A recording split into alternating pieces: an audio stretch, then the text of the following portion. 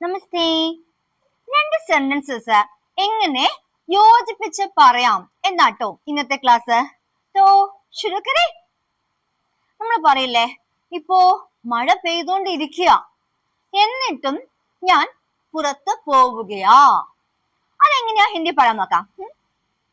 ബാരിഷ് ഹോ രഹി ഹേ, മഴ പെയ്തോണ്ടിരിക്കുക.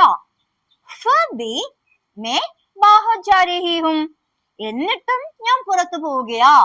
ഫിർബി മീൻസ് എന്നിട്ടും അല്ലെങ്കിൽ എന്നാലും. ഓക്കെ, ബാരിഷ് ഹോ രഹി ഹേ, ഫിർബി മേ ബാഹർ ജാ രഹി ഹൂം. ഓക്കെ, അതുപോലെ അവക്ക് അസുഖമാ, എന്നിട്ടും അവള് ജോലിക്ക് വന്നു എന്ന് എങ്ങനെയാ പറയാം.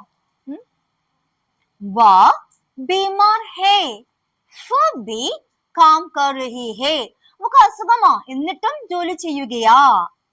ഓക്കെ, വാ ബീമാർ ഹേ, ഫിർബി കാം കർ രഹി ഹേ. ഞാൻ ക്ഷീണിച്ചിരുന്നു എന്നിട്ടും പഠിച്ചു എന്നാണെങ്കിലോ, മേ थक गया था, फिर भी मैंने पढ़ाई की. थक गया means ക്ഷീണിച്ചു. मैं थक गया था, फिर भी मैंने पढ़ाई की. ഓക്കെ, അതുപോലെ നമ്മൾ പറയില്ലേ, അവക്ക് അല്ലെങ്കിൽ അവന് എല്ലാം അറിയാമായിരുന്നു എന്നിട്ടും ഒന്നും പറഞ്ഞില്ലാന്ന്. How can you say that in Hindi? उसे सब पता था. पता था means അറിയാമായിരുന്നു.